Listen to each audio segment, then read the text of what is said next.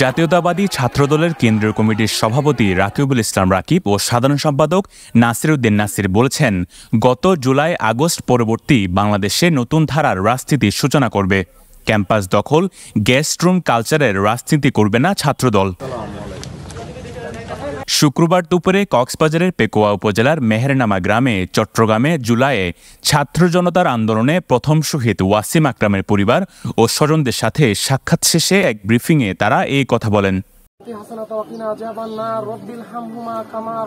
ছাত্র জনতার আন্দোলন সংগ্রামে চট্টগ্রামের দ্বিতীয় শহীদ ছাত্রদল নেতা ওয়াসিম আকরামের কবর জিয়ারত এবং পরিবারের সাথে সাক্ষাৎ করতে শুক্রবার পেকুয়ায় আসেন ছাত্রদলের কেন্দ্রীয় কমিটির সভাপতি রাকিবুল ইসলাম রাকিব ও সাধারণ সম্পাদক নাসির উদ্দিন নাসির সহ নেতৃবৃন্দরা।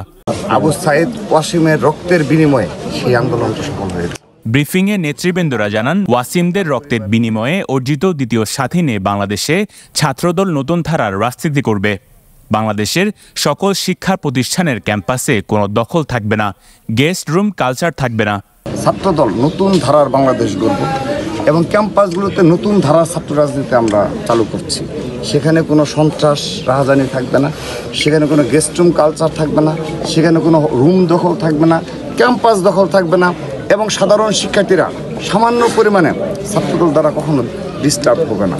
যারা শহীদ হয়েছেন এর মধ্যে তাদের এই আত্মত্যাগের বিনিময়ে যে বাংলাদেশ রচিত হয়েছে, সে বাংলাদেশের গণতান্ত্রিক বাংলাদেশ হবে, সেই বাংলাদেশ সাম্য মানবিক বাংলাদেশ হবে, যে বাংলাদেশের স্বপ্নের জন্য আমরা গত 16 থেকে 17 বছর ধরে আন্দোলন করেছিলাম একটি গণতান্ত্রিক বাংলাদেশ প্রতিষ্ঠার জন্য।